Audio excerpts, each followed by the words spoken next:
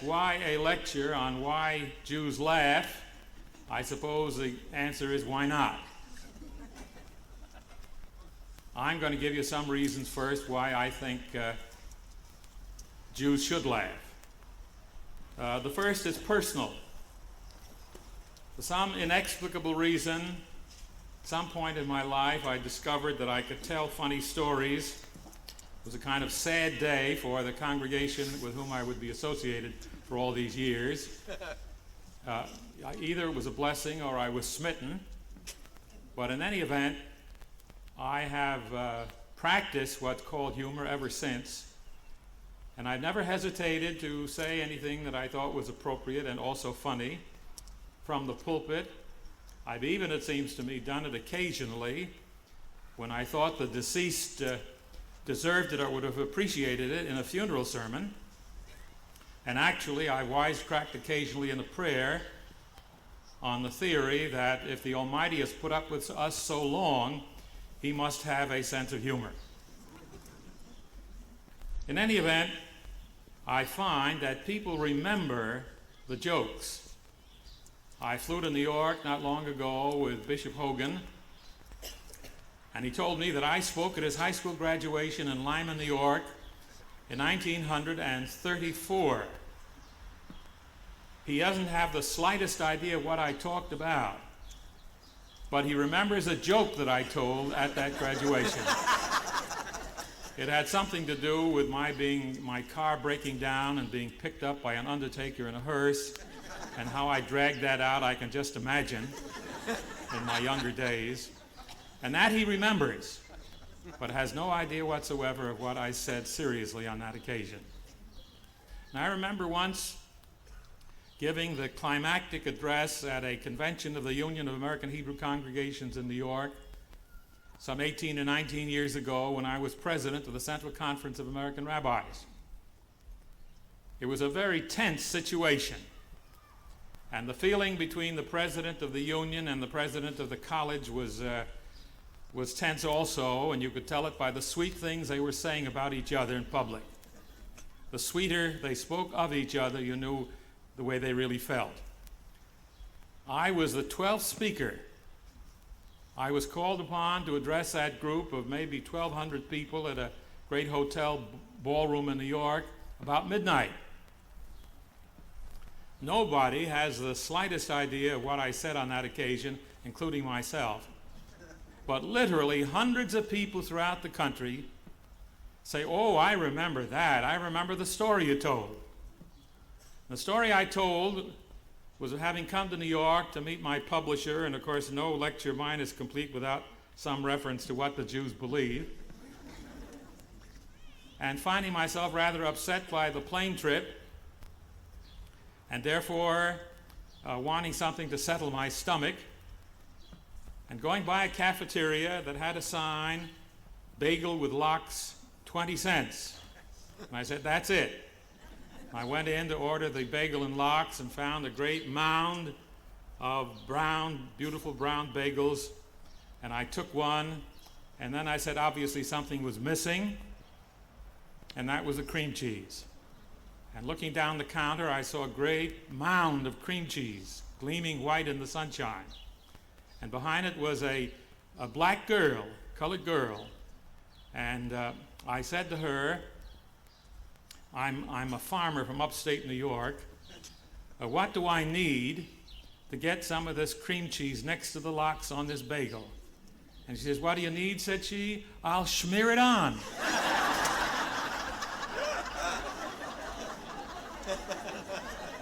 "Well," said I to this meeting, "that's what I'm here for, to smear it on." And all through the country, wherever I've gone, people who were at that meeting remember that story, whereas none of them has the slightest idea of what I had to say of a serious nature on that evening. I regard humor as a kind of a safeguard against self-righteous sanctimoniousness. I think it's a kind of balance wheel in life. And I think that people who can laugh at their own shortcomings and weaknesses and foibles are people, at least that I like better, because I know they're human. Now, There's another reason why I'm giving this program on Jewish humor tonight, apart from my own predilection in that direction. And that is, do you know that there's no record of humor of any of the people we've known in the past?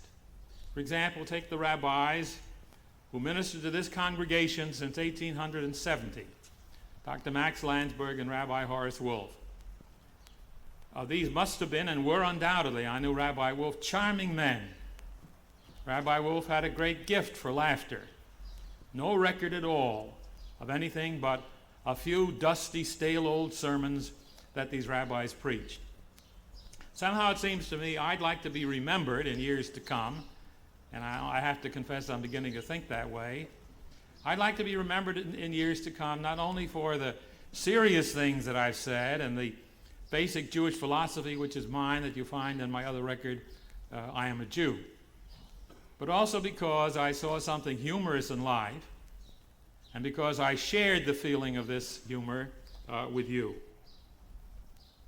So tonight, you're laughing for posterity.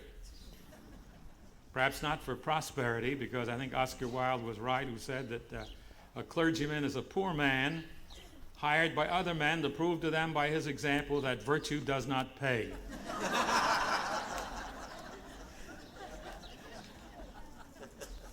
Well, there's another reason for a talk on Jewish humor and for a record of it. And that is because we can learn, in my opinion, a great deal about a people by what they laugh at. I once remember talking with a Mexican student who told me that the funniest joke he'd ever heard was that when the Spaniards came to Mexico and saw a banana, they ate the peel and they threw the edible fruit away. Now you can just imagine the psychology, the emotions that went into their telling and receiving that joke. How their contempt and their hatred and their fear of the white man and of the Spaniard found its expression in a story that showed how superior they were to the man who had conquered them. The Nazis laughed at torture. I saw at Nuremberg innumerable photographs of Nazis hilariously laughing at terrible things that were being done to Jews. And that revealed what they were. And so we can find out about what Jews think and feel, some of their deepest emotions, their unexpressed feelings, by what they laugh at. Because as Freud tells us in Wit in the Subconscious, there is a veneer of civilization around all of us. Whether it has to do with religion or with sex or with government or with our way of life. We break through the veneer when we tell a funny story and when we laugh at it. We relieve the tensions. It's a kind of a sneeze of the intellect, as Heinrich Heine said, and we rise, as others have said, through humor, as Jews always have, to be superior to the circumstances around them. But we have to be on guard that Jewish humor is Jewish humor. There is a humor about Jews that's anti-Semitic, and we know it, don't we? When a Gentile tells a certain type of story about Jews that makes us uncomfortable, he may not be aware of it, but we know there's some anti-Semitism involved in it. We may tell similar things about ourselves, but they come from within the group, and therefore, of course, are acceptable to the group. But then there's another kind of a story that's told that has a Jewish connotation but really isn't Jewish. For example, I was very fond of a story for many years of the students who were studying at a Swiss university, getting their PhD on the elephant. And after a while, after they'd completed their theoretical studies, they went out into the field to make their preparations for their theses. And in due time, the Englishman returned with a thesis called Elephants in the British Empire. The German had a 12-volume work on the tusks of elephants. The Frenchman had a snappy little thing on the love life of elephants. The Americans had a breezy one on bigger and better elephants. And of course, along came the Jew with an article, and Jews are always writing articles on elephants and the Jewish problem.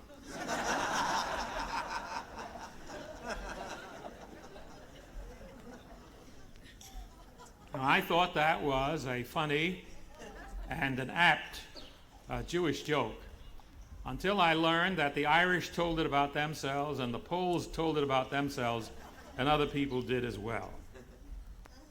So that we have to beware then both of stories that are anti-Semitic in cast and also stories that are really not Jewish in character. And what I'm going to do tonight then is to string out some of my favorite Jewish stories and some of my personal experiences with an occasional comment to suggest why Jews laugh. Now, how did this start with me? I think it began when I was in Fort Devens, 1919, in the SATC, the equivalent then of the ROTC, when I became, in some way or another, maybe because I promoted it, I became the promoter of a party for our company before it was being disbanded. And being the promoter, somebody suggested, I think it was me, that I be the master of ceremonies. And then, for the first time, I discovered that I could tell a funny story. And my life and other people's lives have not been the same ever since. I remember coming to Amsterdam, New York as a student rabbi in the early 1920s. And a committee was to meet me at the train. But I was in the last car, and I saw a rather dour and grim-looking gentleman getting out of the car ahead of me. And a delegation of 3 men hurried up to him, and I could just hear the conversation. And they said to him, are you the rabbi? And he said, no, but maybe I look that way because I got indigestion. That actually happened, and believe me, I used it for years. I got more mileage from that story than from almost any other incident that has ever occurred to me. Then I remember coming to Rochester for the first time with my fiancée, who still is. Rabbi Wise was speaking. He was my teacher, and he was speaking at some Temple Club dinner that night. And we were in town so that Sophie could approve of my parents. And we went to the dinner. And in the midst of the dinner, Dr. Wise, who always did this type of thing, he had a brilliant wit, made some wisecrack about me. Then, to his astonishment but delight, I replied immediately, talking right back to him, which apparently he loved. So he said, you see, he said, my students really have chutzpah. And I said, Dr. Wise, in that too we've had a great teacher. Well, I don't think a student of his ever talked to him like that before, so he put me to the head of the class. But that was my introduction to Temple B'rith Kodesh, a year and a half before I became a rabbi here in this congregation. And how they took me after that, I don't know.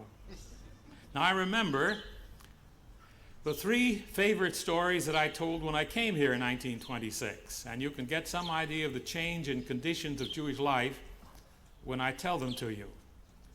The first one, I think, can still be told without much explanation, but the others are of a different character.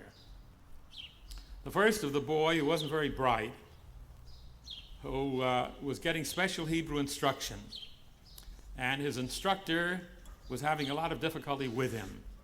And one day the father came along and saw that the young instructor was teaching the young boy the Kaddish.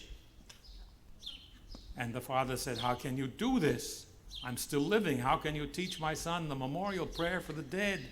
To which the teacher of this dumb boy said, you should live as long as it will take this boy to learn the Kaddish.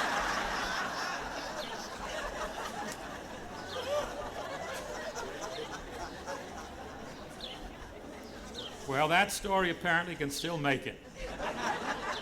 But the other 2 perhaps are, the last one certainly cannot, and the second one is questionable, but it reflects another period, 44 years ago, when the whole economy of the Jewish community was so different from what it is today, when most Jews were in the working class, whereas today they're in the middle class.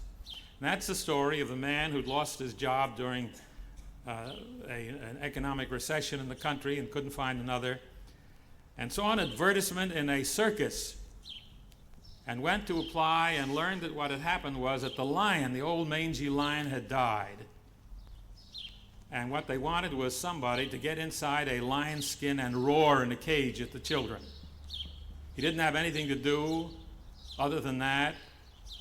His family needed food, so he took the job. He got into the cage, and after he got into it, the cage door opened, and another lion came in, roaring at him. So what does a Jew do under such circumstances? He says, Shema Yisrael Adonai Eloheinu Adonai Echad, from which the other lion came, Baruch Shem Kavod Kusol Elam Loed.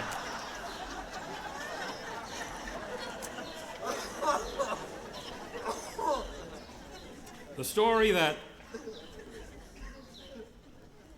is no longer appropriate and rather disconcerting, but I'll tell it just for historical reasons, which was one of these three that I brought to Rochester when I came and told many, many times, believe me, was the story of the Jew who was so abused and persecuted by some anti-Semites that he decided to take matters in his own hand, and he took a knife out of the kitchen and was going to fight them back himself. And when he came along to this place in town where the anti-Semites were and they came at him, he pulled out the knife, looked at it, hurled it to the ground and said, "Oi," he said, "a milchike messer." Well, after, I suppose everybody here knows what that means. It's a milchike messer.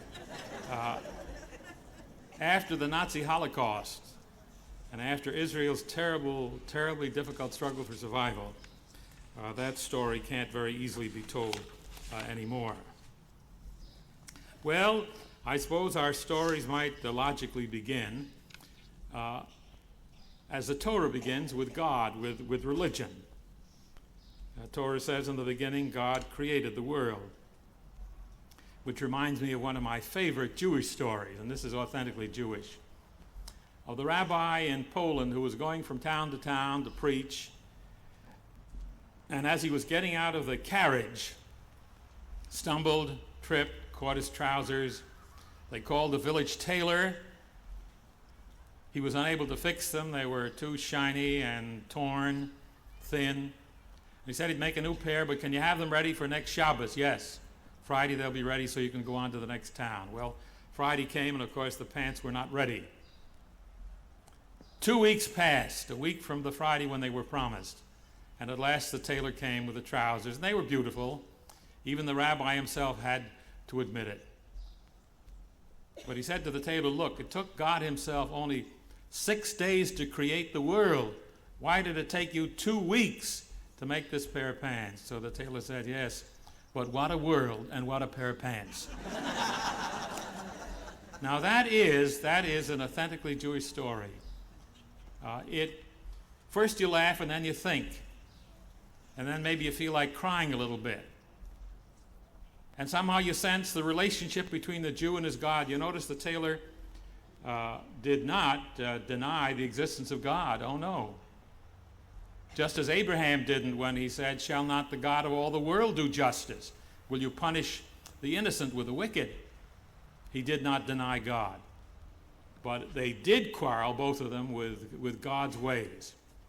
And of course, one of the best disputants with God was Tevye, the milchike, whom so many of us know now from Fiddler on the Roof. Tevye was a devout Jew, there's no question about that.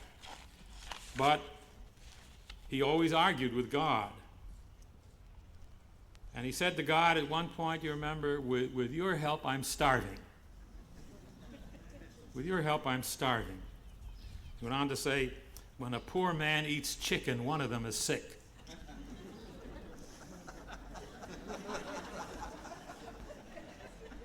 Tevye gives his philosophy. He's got 7 marriageable daughters, none of whom is married. And he said, the first thing that I look for in a young man is a little learning. I say that an ignoramus is worse than a hooligan. As long as you can read the little letters and know what's doing between the covers of a book, you're my kind. If on top of that you happen to be a rich man, I consider that to be a minor defect. And one afternoon when Tevye is driving home after delivering milk and just bringing enough, barely enough for the family to eat, He sees a young man walking along the road. He recognizes him as Jewish, and he offers him a ride. He keeps thinking always of these 7 daughters. And the young chap, whose name is Perchik, is quite fresh, revolutionary, outspoken. He gives no conventional answers to any question, and he seems to hate the rich. He snorts at money. He says, "It's the world's curse," to which Tevye responds, "God smite me with it, and may I never be cured." Now, behind this humor, of course, is the grinding poverty of East European Jewish life, which most of us don't know anything about, where the great struggle every day was just for enough food to feed the family. And a story like that makes it clear. Now we might proceed from this approach to God to the house that's dedicated to him and its functionaries. Now, it isn't always easy to get into this house. You know, you have to be a member, and you have to have tickets for the holidays, and there's a story told, the old one, of the man who came to the door on Yom Kippur and said to one of the ushers, "I've got to see Mr. Silverman. His mother is very, very sick." And they didn't want to let him in because he wasn't a member. But he said, "She's very sick, she may be dying, and I've got to see Mr. Silverman." So they said, "All right, you may go in, but don't you let us catch you praying. Don't you let us catch you davening." Now, what kind of a synagogue? Orthodox, conservative, or Reform? Well, the question is whether God knows the difference. Not everybody else does either. I remember the girl who came to me for a wedding once and said she'd like it not to be Reform and not to be Orthodox, just mediocre.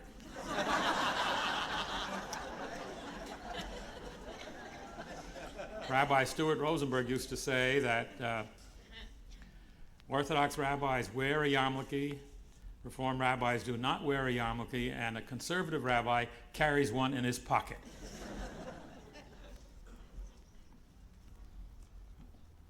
On the other hand, I think of a young lady with whose conversion I was recently involved, and because she was going to marry an Israeli, the conversion which I arranged for her was to be strictly Orthodox, but they were giving this girl, Gay Symington, a very hard time. And at one point I said to her, "Well then, why not skip it? Let me give you a Reform conversion." And she said, "Oh no," she said, "I don't want my children to be mamzerim."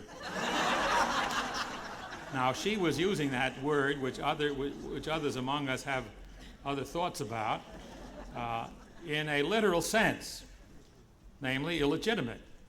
That in accordance with the Orthodox rabbinate of Israel, if she had not been converted according to Orthodox tradition, she would not have been a Jewess. And so she took that position and was converted in the Orthodox way. The Reconstructionists tell us that the Orthodox say, "Eloheinu ve'Elohei avotenu," our God and God of our fathers. The Reform, our God and God of our fathers in English. And when the Reconstructionist addresses himself to God, he says, "To whom it may concern." Well, then we move to the functionaries of the synagogue. Let's start with the rabbi. What's a rabbi? You remember the young Irishman who applied for the veterinary branch of the U.S. Army and was asked what rabies were, and he said they're Jewish priests, and I wouldn't do anything for them.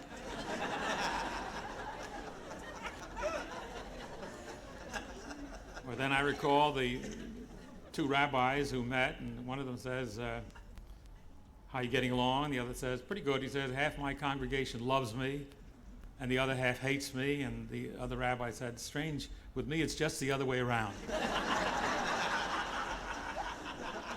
But there is a certain loyalty among rabbis. There was a story of the tailor who made a beautiful black suit for the bishop in his city, for which the bishop sent him a lovely silver chalice. He wouldn't take any money for the suit. Protestant clergymen also had a suit made, fitted him beautifully. He tried to pay but wasn't permitted to, and gave the tailor a lovely picture. And then, of course, the rabbi comes along, and he has a suit made, and it fits him beautifully. So they ask the tailor, What did he send you? He says, another rabbi.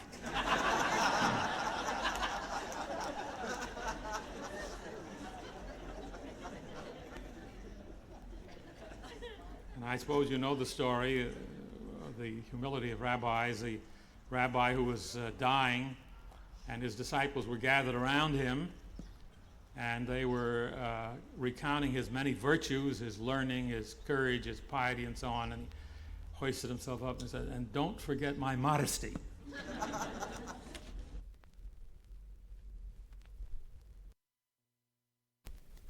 Well, most rabbis are accompanied by rebbitzins, and I can't, of course, tell you how often I've said that I was glad my wife was along when I was introduced to be reminded. Or the one that I told, which I've had little difficulty in telling safely lately, that when she accompanied me on trips, that it was easier to take her along than to kiss her goodbye, which was not altogether true.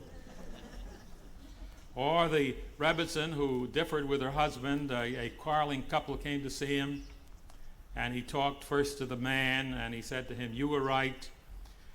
And he talked to the wife, he heard her story, and he said to her, you were right.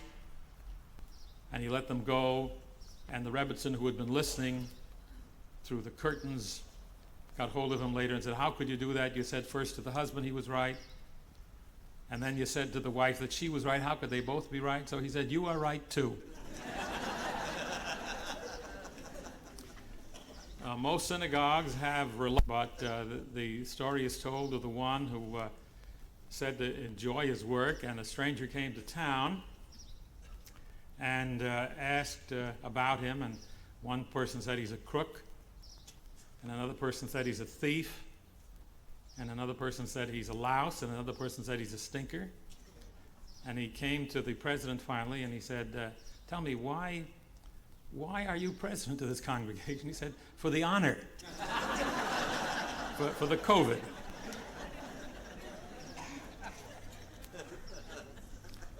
There was a story of on Yom Kippur, of the rabbi who was carried away by the whole mood of self-abnegation and cried out finally, I am a gornet, I'm nothing. And he lay down on the floor of the bima and wept. And the cantor saw that, and it seemed like a good act. But he cried out too, I am nothing, I'm a gornet. And he lay down and was by the side of the rabbi. And then, of course, the the executive secretary, saw both of them lying on the floor and getting so much attention from which he was excluded. He started to cry out, I too am a gornet, I'm nothing. So the cantor turns to the rabbi and says, look who's calling himself a nothing. Or the other story of the shamus who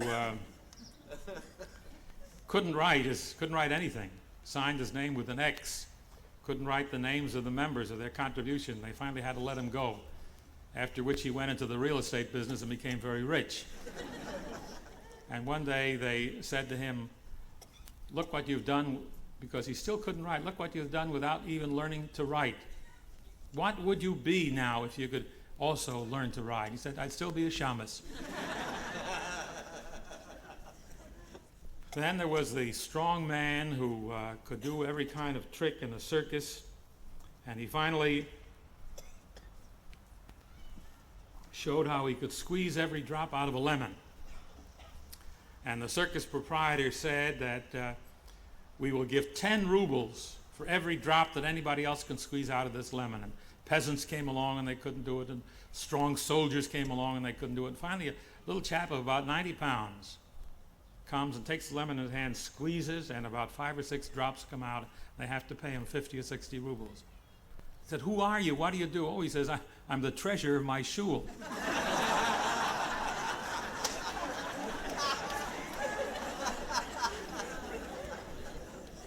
Of course, there are other functionaries, less discussable, I suppose, in a synagogue, even in the courtyard, but I must round out the picture, and that is of Muttel the Mole, or he would have said Muttel the Moil, whose business was poor, and changed his name to Mordecai the Yankee Clipper.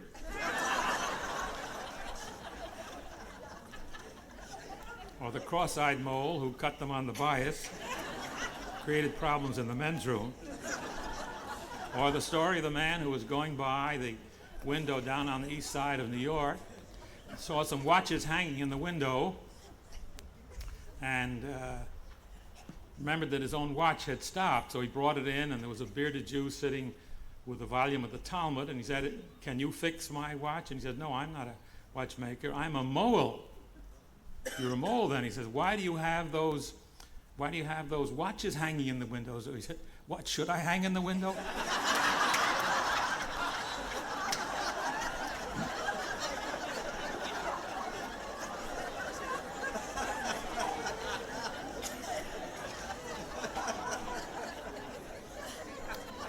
Well, I suppose that suggests the beginning of the life cycle, the bris. That brings us next, of course, to the bar mitzvah. The boy who gets up and says, "Today I am a fountain pen." But also, as bar mitzvahs have become more elaborate and they began to move out of the country even, and one family even had arranged for a safari in Africa in honor of the boy.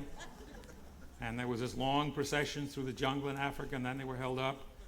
And the father, who was in the rear, came forward and tried to find out from the natives who were guiding him what the problem was. And the natives said, "There are 2 bar mitzvahs ahead of you."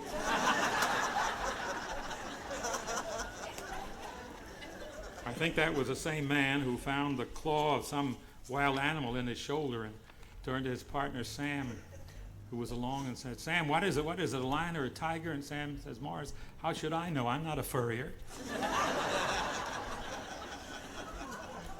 And of course, among the many functionaries associated with the religion and its institutions is the shadchan. Very useful person who would arrange marriages and do them very interestingly and often very happily. And there are innumerable stories about the shadchan.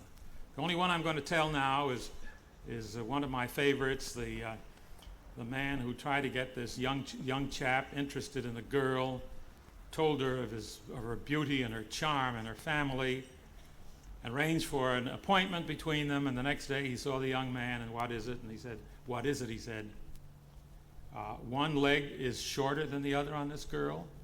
One eye is brown, the other eye is green. She walks with a stoop. She's got a hunchback. How do you think I could like her?" "Well," said the shotgun, "some people like Picasso and some don't."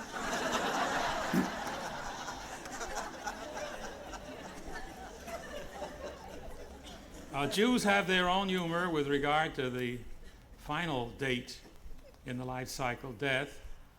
And I think they tell a good deal about the Jewish attitude toward death. A kind of common sense, down-to-earth attitude, which allows them also to laugh at some aspects of it. And one of the cute stories that I like is when Jake was dying, and Becky was baking her strudel, for which he was famous, and the aroma of it was wafted into his bedroom, where he lay gasping, and he began to sniff it. And he says, Becky, can't I please have a piece?" She says, "No, that's for after."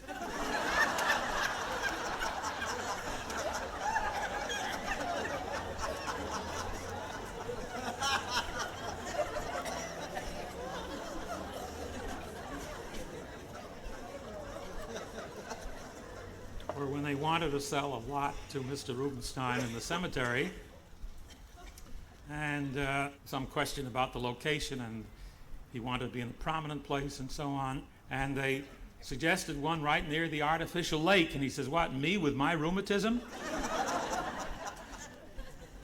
Or the man who died and the friends came to visit him, and one said, doesn't Sam look good?" And the other says, "Why shouldn't he? Wasn't he the whole winter in Miami?" Or the schnorrer who was crying when Rothschild died, and they said, "Why are you crying? Was he a relative of yours?" And he says, "No, that's why I'm crying." Or as a cab driver said to me in New York recently, "Where there's a will, there's a relative." It's interesting that among Jews you don't find drunk jokes. It seems to me I don't recall any that I've ever seen or heard. But you do have many jokes about food and about eating. And let me tell a few of them because for one reason or other, they're among my favorites. And I think they probably say something about Jewish manners, Jewish values, and the Jewish pattern of life. Jews have always tried to eat well when they could. Maybe it was because they wandered so much. Maybe because they were denied so much through their history.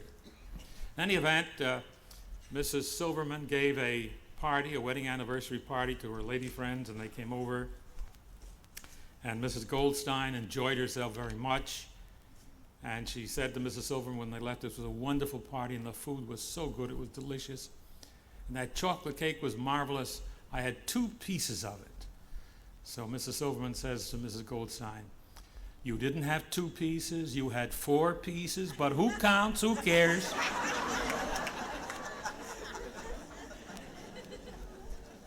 Or the chap who sat down at Lindy's Oliver Shalom and ordered chicken and then called the waiter over and he said, look, he says, one leg is longer than the other of this chicken.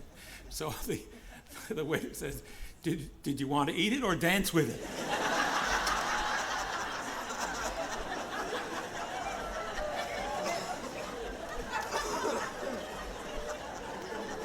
Somehow chickens have always played a special role. One of my wife's favorite stories is of the woman who went into the butcher market and looked for a chicken and found one that she thought she liked. And she began to push it and twist it and pinch it and do all sorts of things with it. So finally the butcher said, lady, could you pass such a test?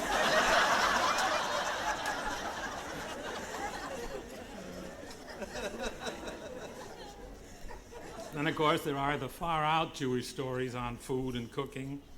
The 2 Jewish cannibals who sat down to dinner, and Abe said to Morris, I hope you'll enjoy the dinner. That's your mother-in-law in the stew. And Morris says to Jake, but I didn't like my mother-in-law. So he says, well, just eat the noodles. Or the traveler in the north who came to an igloo where they were gathered around and all the people were eating candles. And he asked why. And he was told because of the nutritional value of the blubber in the candles that they were eating. But he saw one chap who was eating a Hanukkah candle. And he said to one of the men, what's the point of that? Oh, he said, he loves Jewish cooking.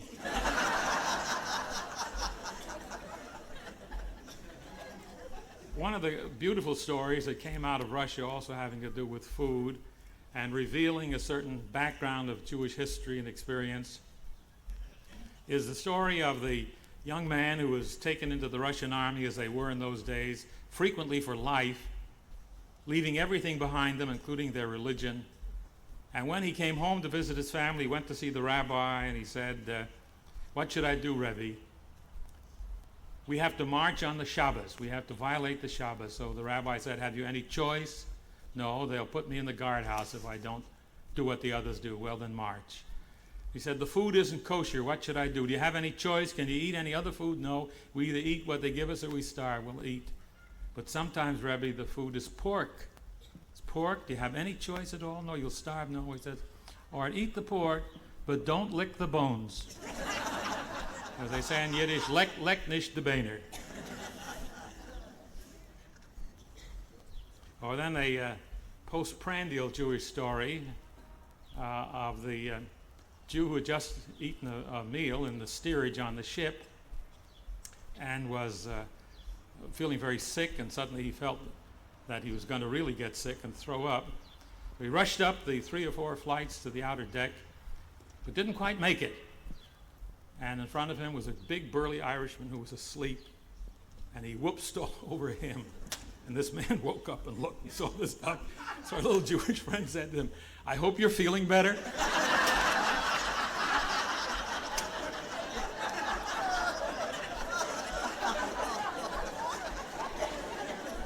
Of course, Jews love stories that show quick-witted Jews. The man who was trying to escape from Russia in the old days and got to the border and agreed with a friend that the friend would slip over the border and he would run away. And therefore the friend who didn't have papers would get off to freedom toward America. And it happened in just that way, and then this chap, who actually had the papers, began to run, and the guard ran after him, threatened to shoot him, and he stopped. So you trying to run without papers? No, I've got a passport. You show it to me. Showed him his passport, which was in order. What does this mean then? Well, he said, I've got stomach trouble. And my doctor tells me I've got to have exercise every day. I've got to run every day. I've got to jog every day. So the guard said, didn't you see me running after him? Well, he said, I thought you had the same kind of stomach trouble. And Jews do enjoy a story that deals with wit, quick-wittedness, and of course the great classic stories, which are a lecture in themselves, are the stories of the Jews of Chelm. This marvelous, imaginative community where so many brilliant people lived. They say that the angel who distributes souls was flying with two bags, one of stupid people and one of bright ones. And somehow he got caught in the wind, and on a high tree, the bag containing the bright ones opened up, was torn, and all the bright souls fell on Chelm. And so you had the wonderful, brilliant people of Chelm. The people who were so brilliant when they finally, these souls became people, they decided to build a community, and they began to go up to the mountaintop and carry logs down to the valley below in which they were going to build the village. Until along came a Lithuanian, and the Litvaks are always troublemakers. Along came a Lithuanian and said, why should you carry them down? Why don't you just push them to the edge and let them roll down by themselves? So they had a meeting, lasted for an hour, and they finally agreed that even the Lithuanian sometimes makes sense. So what did they do? They took the logs that were already down in the valley, they carried them up to the top of the mountain, and then they rolled them down.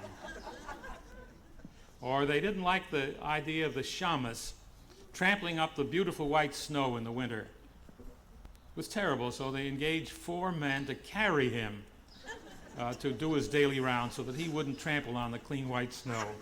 And many other wise things like this, of course, were done by the people of Chelm. Well, when Jews came to this country after an early period of economic hardship and adjustment, they began to find themselves in the middle class. And so, of course, there are a great many stories about Jews in a situation of affluence, of the Jew who bought a painting, and it contained a white background and just one black dot. Isolated man confronting the universe. Paid $25,000 for it. And after a year or so, he wanted something else. And this time, they showed him one with a white background and 2 black dots. And he looked at it for a while and he says, no, he said, zu ungepatchket. too messed up. Well, that's a Jewish story, I'd say. Whereas what I heard in the Academic Galleria in Florence is not, and that was, we were standing there looking at the marvelous Flemish tapestries, and one was of Adam asleep and Eve being taken from his rib, and there was an Italian guide who spoke with a Brooklyn accent with an American Express party nearby, and he was pointing out this beautiful tapestry of the Lord up above with wings, talking to Adam and saying to Adam, according to the guide, hey, wake up, look at what I got for you. Well, that's cute, but it's not Jewish. What I suppose is a Jewish story is of the woman who had a famous portrait painter do her portrait and insisted on having diamonds all over her. Diamond bracelets, diamond rings, diamond earrings, and a diamond tiara. And the artist said, but madam, you don't have these things, you're not wearing them. But he said, I want to make his second wife worry, where are those diamonds?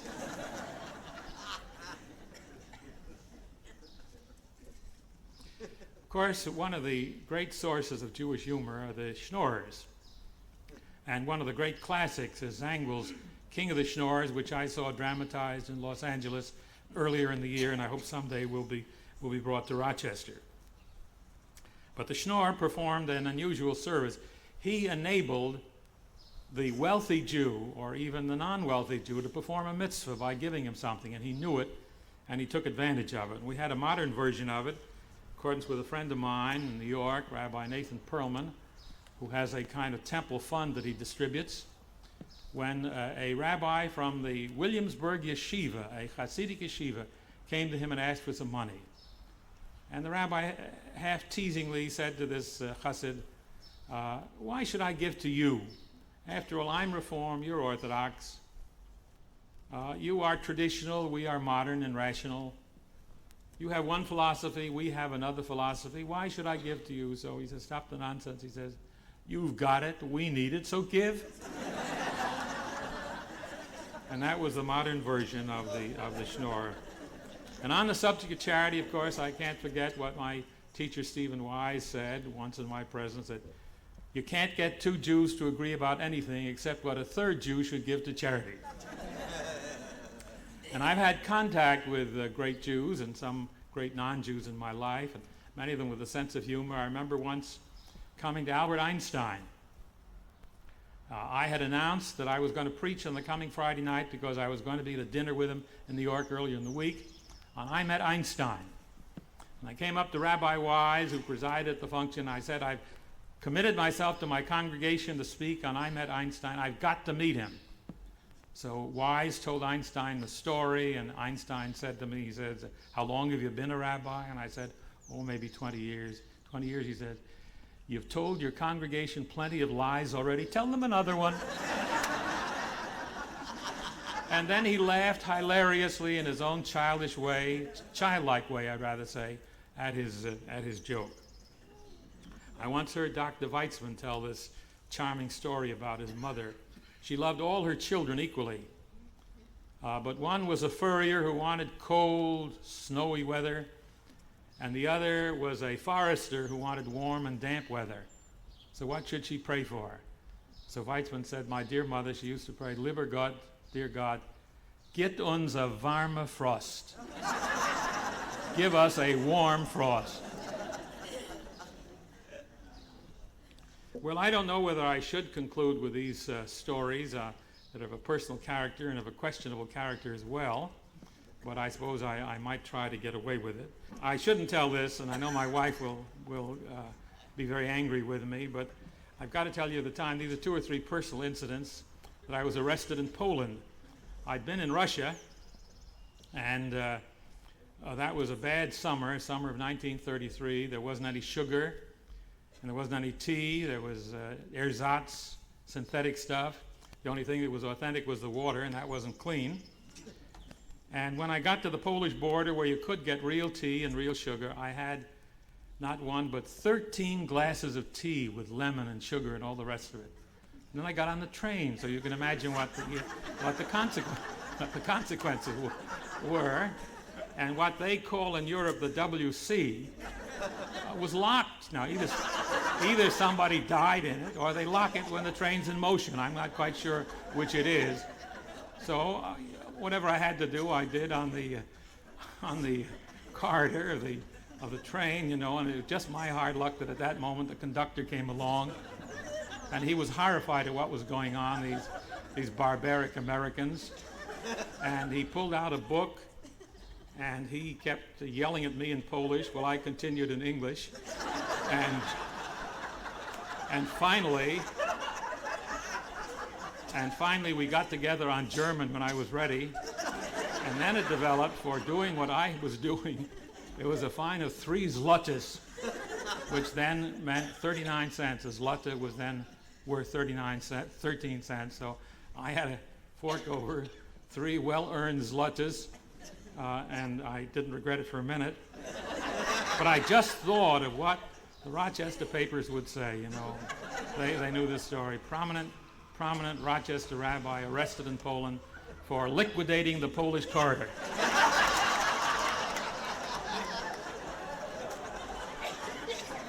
Or the time I went on a canoe trip with my son, Jeremy, from a camp in Canada. We'd been gone nearly a week. I hadn't shaved or washed. Was wearing the same shirt, the same blue jeans. We got back to the camp and left the camp, and we're going through various lakes and so on to get back to where I'd left our car. And a rather well-dressed Toronto couple came along and had some bags, and they looked at me, and they said, Joe, you want to carry our bags? All Indians were called Joe, apparently. So I thought fast, and I said, here's a chance to earn an honest buck. So I carried their bags, and when we got to they didn't pay me right away. When we got to the first carry, I got out, and then it developed that they needed more help, and I helped them. And they gave me $1, and it was a very well-earned dollar. And to this day, they don't know that it was Rabbi Bernstein of Rochester who carried their bags, but it was nice to get that good, honest $1. I suppose one of the most embarrassing experiences I've had is with someone, I suspect she's here tonight, who was ill at Genesee Hospital. And I came to her room, and she wasn't in it, and the nurse said she was out making a phone call in the corridor, in the booth, and I went. There she was. But just as I arrived at the booth, she started to go into a faint. You're talking to her daughter and started to faint. Well, what do you do in a case like that? Even though it is a woman in a negligee and it's a telephone booth, you try to hold her up. And there I was with this lovely lady in the telephone booth, in my arms, fainting. No explanation that anybody would believe. So they sent for a wheelchair, and of course they carried me out in it.